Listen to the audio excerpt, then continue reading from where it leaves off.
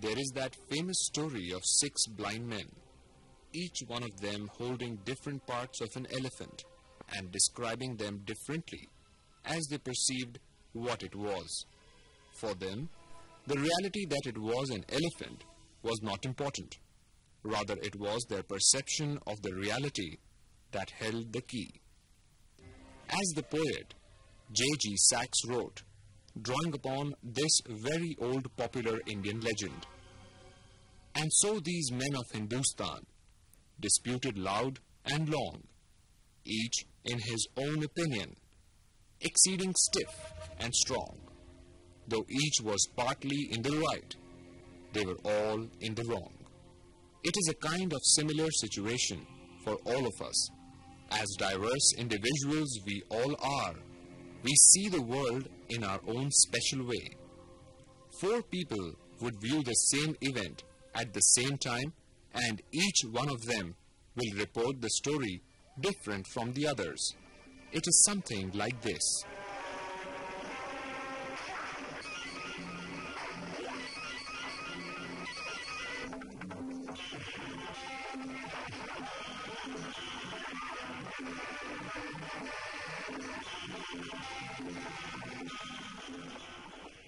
Suppose you had seen only the first part of the film.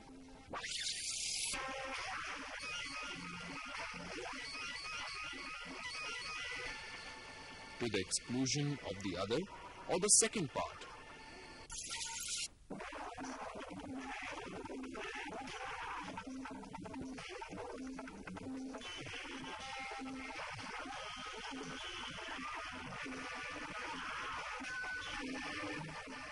What differences would have been there in your perception?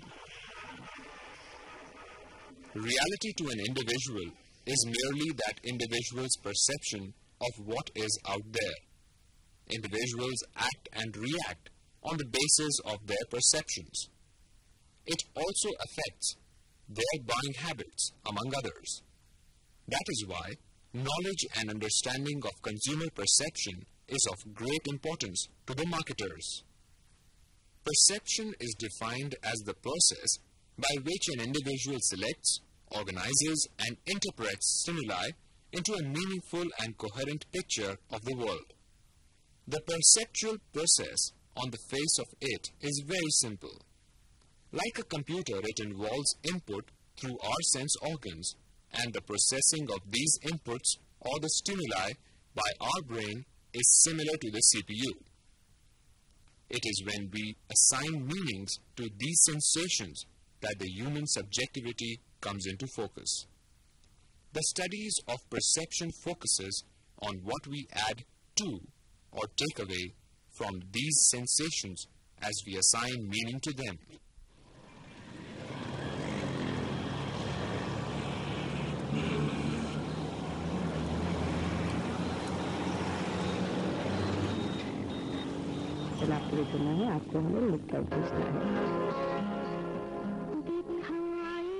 In a society like ours, every moment we are bombarded with stimuli through our sense organs. If one were to become conscious of all these stimuli, one would go bonkers. It is here that the human mind comes into play. It may either shut off or, as it happens more frequently, select and interpret only those stimuli that are of its use and others that appeal to him. To be a successful marketeer, it is incumbent to know how this happens. Only this understanding could assure a successful marketing of the product amongst the consumers by him.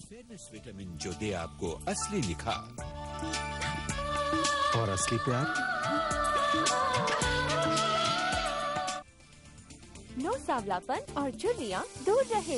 Lakme sunscreen lotion, आपकी त्वचा की सुरक्षा छतरी, चाहे धूप में 5 ही minute क्यों न हो। The lowest level at which an individual can experience a sensation is called the absolute threshold. The point at which a person can detect a difference between something and nothing is that person's absolute threshold for that stimulus. Under conditions of constant stimulation, as driving through a corridor of billboards, the absolute threshold increases. Therefore, the ability of the senses to distinguish them diminishes. In other words, the senses get used to them, that is, they adapt themselves.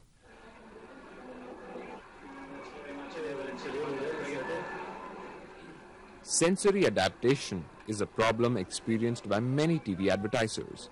For example, during the cricket match, where brilliantly executed commercials vie for attention amongst themselves as well as the match itself.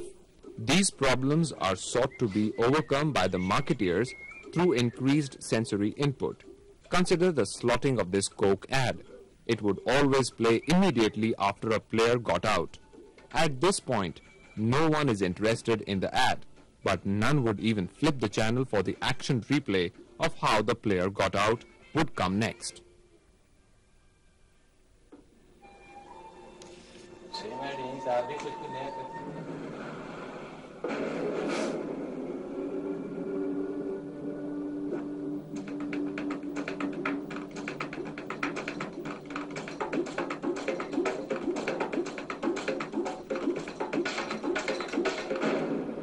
Enjoy.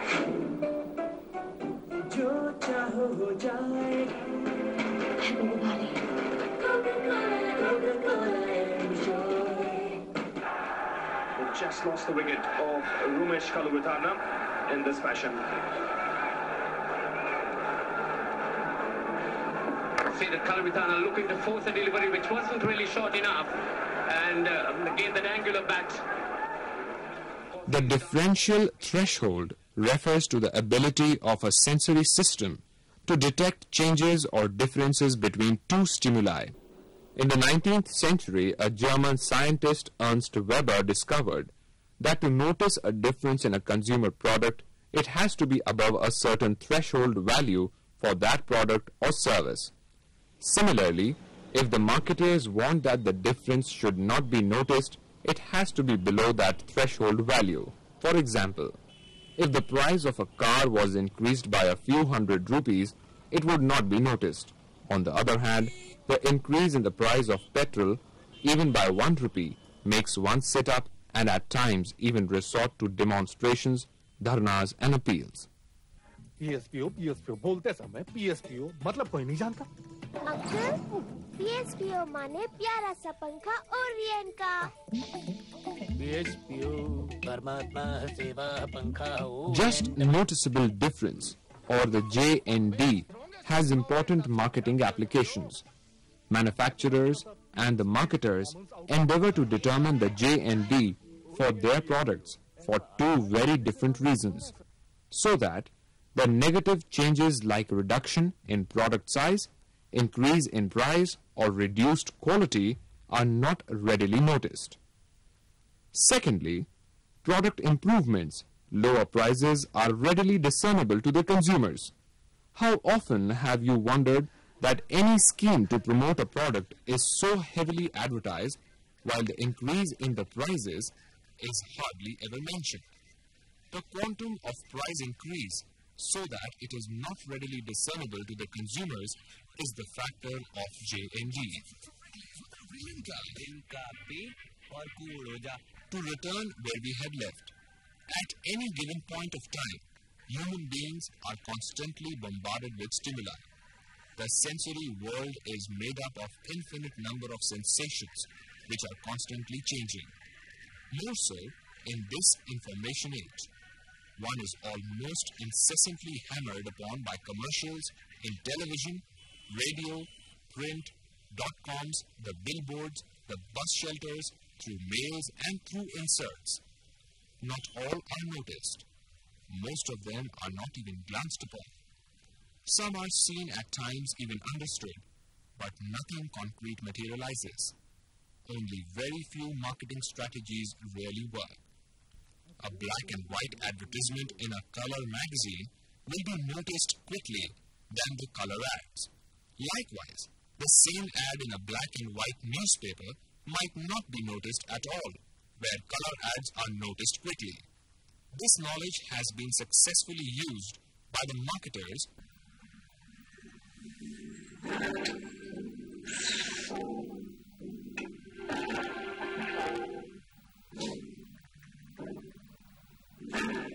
It's this year. It's got to be a bigger. A question is naturally raised. Why this and not others?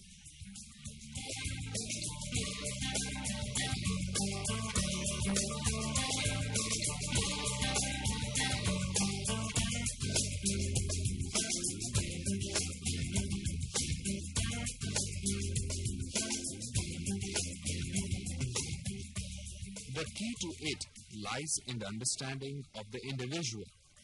Each person is a unique individual with unique experiences, wants, needs, wishes, and expectations.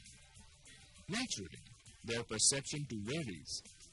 The scenario turns mind-boggling, as many individuals, as many perceptions, therefore, as many marketing strategies. Fortunately, consumers can also be grouped, therefore, mass market and with it, marketing strategies, aims, and targets could be developed. Based on the understanding of the dynamics of perception, suitable stimuli can be created that fulfill the marketing objectives.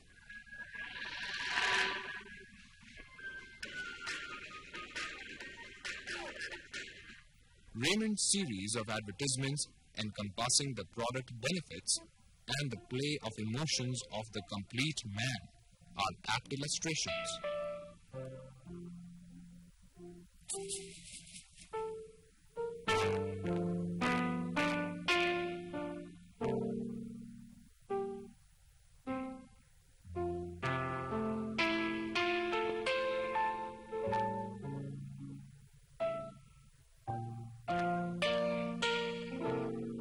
The complete man, Raymond. Fine fabric since 1925. Marketing stimuli include an enormous number of variables that affect the consumer's perception. They could include the nature of the product, its physical attributes, the package design, the brand name, the advertisement, and commercial claims made in the copy, choice and gender of model, positioning of models, size of ad and type size, the position of print ad, or the time of a commercial.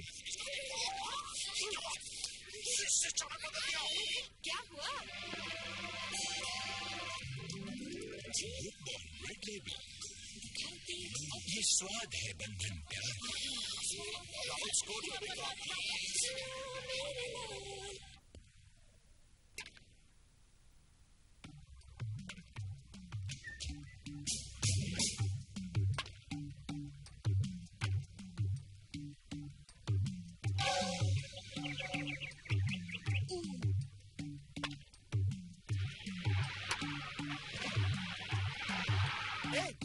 Lunch break. Anything for cricket on BPL. Contrast is one of the most attention-compelling attributes of a stimulus. Advertisers often use extreme attention-getting devices to achieve maximum contrast and thus penetrate the consumer's perceptual screen. For example, a growing number of magazines and newspapers carry ads that readers can unfold to reveal oversized poster-like advertisements. They have the stopping power of giant ads among traditional sizes. With innumerable stimulus that a person is exposed to, he or she reacts to it not as separate and discrete sensation. Rather, they tend to organize them into groups and perceive them as unified whole. This method of organizing simplifies the life for the individual to a large extent. These specific principles that underlie perceptual organization are often referred to as Gestalt psychology, on the name of the school that developed it. The basic principles of perceptual organization are three in number: figure and ground, grouping, and closure. Figure and ground refers basically to contrast. In other words, the stimuli that the marketeer wants to get noticed, or the figure has to contrast to its background, that is the ground. Grouping refers to the tendency among the individuals to group stimuli automatically so that they form a unified picture of impression. The perception of stimuli in groups or chunks of information facilitates their memory and recall. Closure refers to the need amongst the individuals to form a complete picture. This they do by organizing their perceptions. If the pattern of stimuli to which they are exposed is incomplete, they nevertheless tend to perceive it as complete by consciously or subconsciously filling the missing pieces. It is not just the organization. Even interpretation of perception is a personal phenomenon. Interpretation is assignment of meaning to sensation. It, therefore, is a function of characteristic of stimulus, the individual and the situation. All interpretation involves a factual component and an effective or emotional response to the stimulus. Cognitive interpretation refers to the process where an individual relates the stimuli to the existing categories of meaning in his own mindset. This is a dynamic interactive process. As individuals acquire new information, the existing categories of meanings change, and so do their relationship with other categories.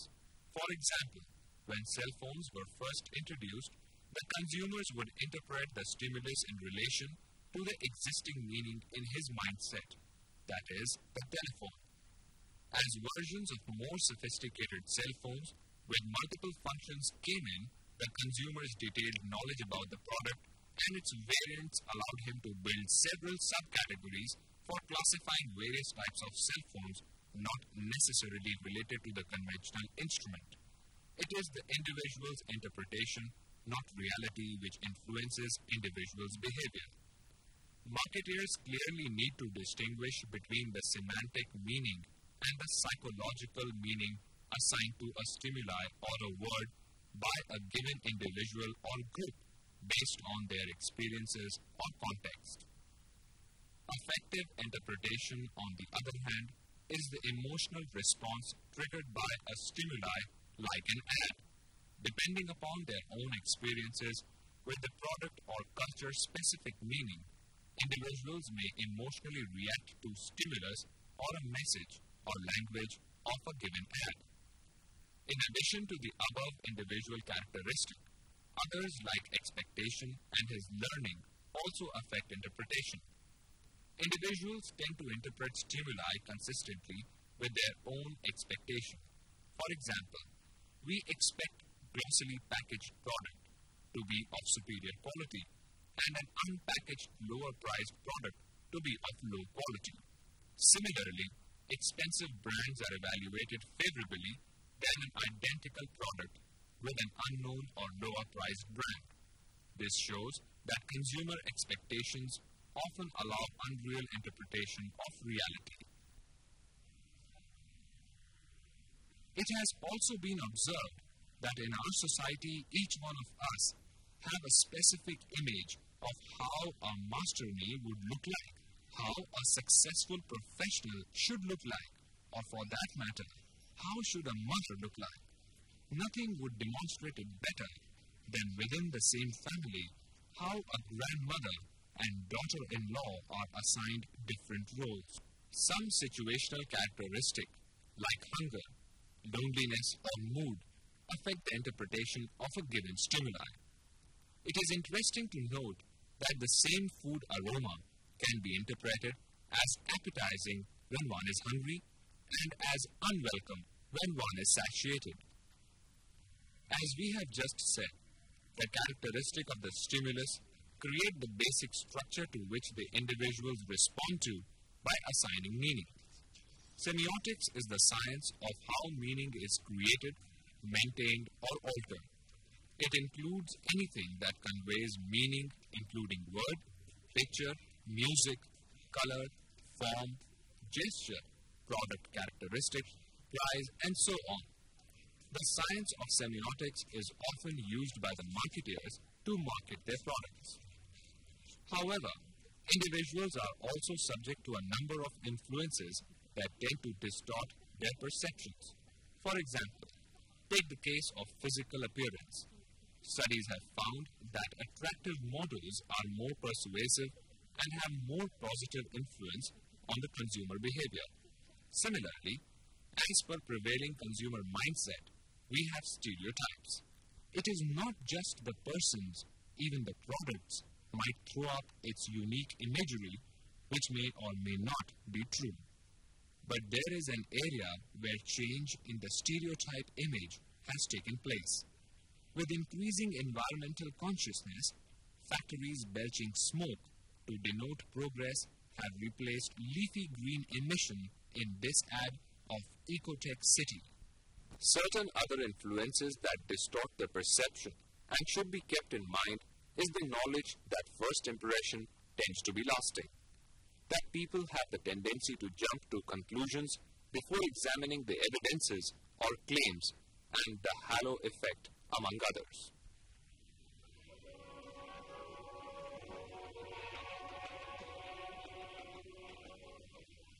Products and brands have symbolic value for individuals who evaluate them on the basis of their being consistent with the personal image they have of themselves. Some products, it seems, agree with individuals' self-image, others do not. Consumers attempt to preserve or enhance their self-image by buying products they believe are congruent with their image. Consumers may not resemble the sporty role models of Nike, Adidas, or Reebok, but the image they have of themselves reflect in the purchase of such products.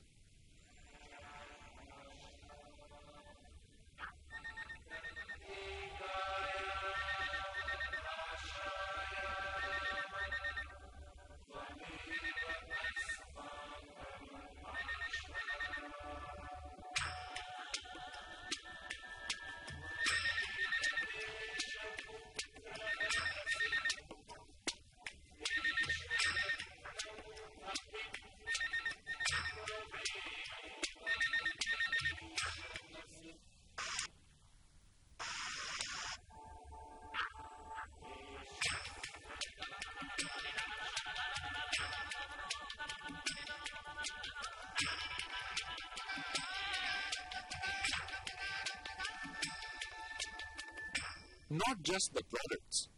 Consumers also tend to shop in stores that have images consistent with their own self-image. Major shops focus to build a strong image for their shops with stress on customer service and to make shopping a pleasant experience.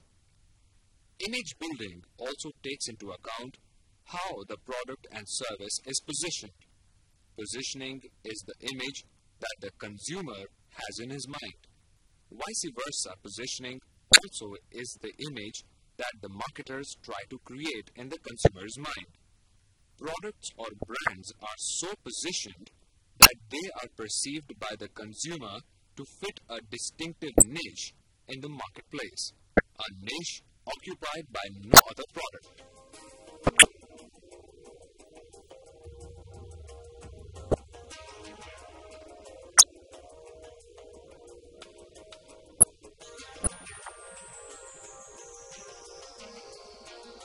Positioning strategy is the essence of the marketing mix. It complements the company's segmentation strategy and selection of target markets. The result of a successful positioning strategy is a distinctive brand image on which consumers rely in making product choices.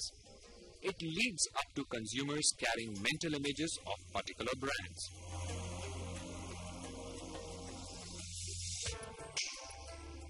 In highly competitive environment of today, a distinctive product image is the most important of all. As products become more complex and marketplaces more crowded, consumers rely more on the product's image than on its actual attributes in making purchase decisions. It could even be in showering their attention.